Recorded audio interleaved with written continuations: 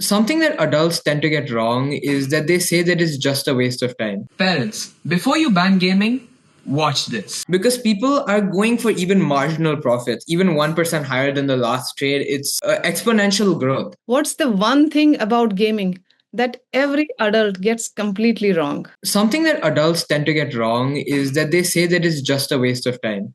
But the way I looked at it is that it's not just a waste of time. And I've only focused on the economics part of it, but you really end up learning a lot of different life skills, morals, and you meet a lot of people. I've met a lot of great friends and a lot of different people from across the world. So I think that's something they tend to get wrong. I think people should give a second look at it. Sean, when did you first realize that gaming wasn't just a play, but actually teaching you economics better than school? Early fifth grade, because early fifth grade is when I had started playing Minecraft. In that, there's a sub game or mini game called Hypixel Skyblock. Now, in Hypixel Skyblock, you have a player run economy. It runs on the classic economic principles: supply, demand, aggregate demand, market demand, whatever you want, volumes and stuff. So it ran on that. So one of the main methods of making money in that game was that you would buy low and sell high, or you just sell to other players but try to get the best value out of it. And when you're trying to sell to other players, you'd have two options: you could trade directly, or you could sell it through intermediary market like the bazaar. And when it came to the bazaar, one of the main methods you could use is just finding items or materials to flip in terms of value. So you'd buy it low and then just sell it high. But when you're figuring out that, you have to look at what's best for your time, because it's a game where people are trying to maximize the output as hard as they can because they want to be the best, right? So that's when the full on calculation of numbers begins, because people are going for even marginal profits, even 1% higher than the last trade. It's exponential growth. So that's when the economics part of it really shined through. There were all of these different websites that would track the prices of these items real time, and you could see the different types of prices around different times. So if there was a specific event in the game and during that time the demand for that product went up, the price would as well. So you'd kind of have to find out what's the best way that you can buy the cheapest and then proceed to sell the highest. And that's when I started looking into all of that data. Although the economist dream might have faded away a bit, my love for economics hasn't. For everyone watching, today we have Sean Solano Paul. He turns gaming into economic lessons, writes blogs that explain supply and demand using Skyblock. Sean, give us one game mechanic that explains money better than your school ever did. In Hypixel Skyblock, you have the complete bazaar system. It's actual run in terms of volume, demand, and supply. People have spent hours on the game trying to figure out what's the best possible way to make money. When you're spending hours looking at all those numbers, trying to figure out how to maximize your returns, you end up learning a lot of different things, right? You end up figuring out how supply and demand affects prices, how volumes affect prices, and just seasonal factors in terms of change in all of these different things that end up affecting real life goods as well. I have most definitely talked to a lot of parents in between and shown them how this worked. And at first, they were a bit hesitant, but I did tell them to ask their kid to play it. And after that, I've seen so many kids just get hooked onto the subject as such. And I've seen a lot of people go ahead and start studying economics as a passion. And I'm one of those people. So it's just really changed my perspective on money entirely and how I use it. Every game has some sort of learning to it, right? If you're going to talk about Call of Duty, you're definitely going to have to think about teamwork and resource allocation, because you're given a certain amount of funds in the beginning and you have to best maximize that to win the round. At the same time, you have to talk with your teammates and figure out what your strategy is going to be to try and defeat the enemies.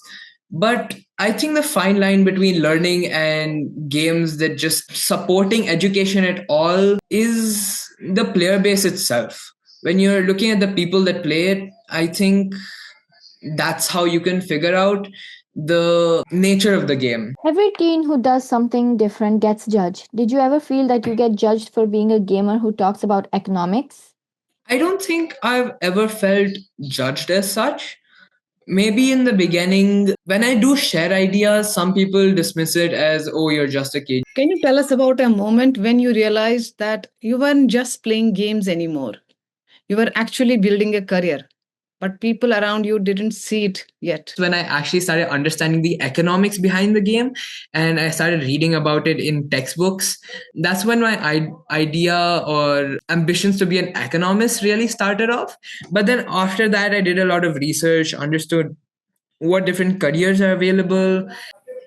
What's the one real life money mistake that teens make and the games would have taught them to avoid? I think one thing that teens do is that when they tend to get their pocket money, they spend it very quickly. And if you think about any of these games, right? If I was talking about Hypixel Skyblock or Valorant, Call of Duty, anything, to get the item that you want, you're going to have to end up saving up. You're going to have to wait it out. And on the flip side, what's one thing from gaming that actually made you better in real adult conversations?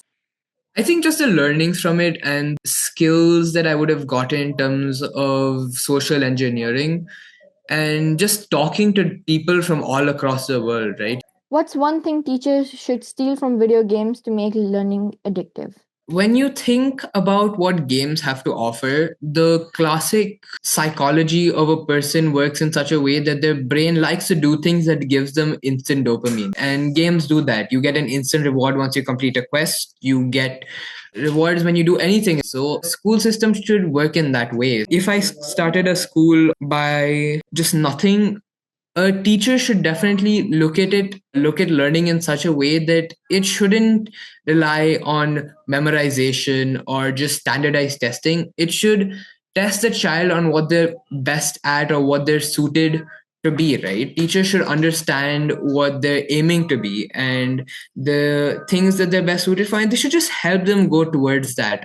I think school should allow you to progress faster or slower based on your needs. You don't have to go at the speed of everybody else. You can sit down, enjoy the game, play the same quest for a month or a week or whatever you want. Or if you're into doing it everything speedy, you could sit and do it in 6 hours. It's just up to you. And Sean, if you have to advise every student to play one game, which one game would you suggest? Okay, I think Hypixel Skyblock because it has really defined my life entirely and all the experiences I've had and everything I've learned. It has shaped a solid career path for me. It's taught me everything in the field that I love to do, right? In terms of saving, investing, every single thing about my hobbies in terms of finance has come from just one game. So, coming back to your gaming commerce, where is your gaming commerce headed? Like, what do you see in the future? In terms of future plans, currently it's just looking towards telling people about how gaming should be given a second look, how there's good games out there and how they can teach. But then slowly I want to develop it from more than just a blog. I want to develop it into a company that develops softwares that schools can adopt to help student learning, make it more engaging and more fun. If you think of creating a software or an app for future, are you training yourself in some software or you think it's as a business plan you will employ people? I think of it as a business plan employing people because everybody comes with a different set of abilities. I think it's about finding the best people to surround yourself with rather than doing it all yourself because once you have that founding team, you can really be capable of doing anything. How are you currently marketing your blog? Right now, I'm just really marketing it through my social media, friends, and family. I'm trying to get a more personally interpersonal reach with people. And then once I get that ground settled in, then I'll start scaling it a little higher, publishing it. Maybe if newspapers are willing to publish it, then through that, and just make that presence bigger slowly. How would you know that you have reached the target? My first goal, knowing that I've reached the target, would just be having a school recognize and understand that gaming should be a necessary part of education. Are you approaching any schools? Not at the moment, but my teachers do know the idea behind my blog. They understand it and they fully support it. But I'm just waiting for it to grow at a little bigger scale. And once I have a good big team behind me, then we'll proceed with that. And if I gave you $1 million tomorrow, what are you building first? What am I building first? I think first things first. I'm not going to be using that $1 million immediately. I'm generally just going to put it in a savings account or a safe investment and plan out how I'll be using that $1 million. And if it's towards gaming commerce, then I'd definitely look towards hiring a good set of people who can both help me ideate, write the blog, and expand. People who can help me get reach towards newspapers, schools, and curriculums, and have that software to show, like, look at this, we have this is what's going to be the new generation of education, this is what's going to be engaging students and showing them that education can actually be fun and it's just not systematic books or just looking at a bunch of text and trying to memorize it one night before an exam. We have a rapid fire round. In this round, questions will be fast, no lengthy answers, and don't think too much. Whatever comes to your mind first, just shoot the answer. A game every parent should let their kid play. Hypixel Skyblock. A game teens waste too much time on. Roblox. One gaming skill that gives you an unfair advantage in the real world. Managing resources. And what is the one app you wish you had invented? Google. If you can write on this walls of all the schools in the world one line, what would that one line be? Bring a revolution to the education system, involve games. And if you had all the money in the world, what would you do with it? Make sure that I can bring an impact into the education system and make an education system itself where gaming is the central part. So if a 10-year-old gamer is watching this and feels guilty because adults make them feel gaming is useless, what would you tell them? Keep pushing, show them what you've learned, and who knows, you can maybe just chase it hard and understand and use that as an ability to convince people that, look, I've used this and I've learned this from games, and this is why you shouldn't just have that opinion on it. Give it a second look.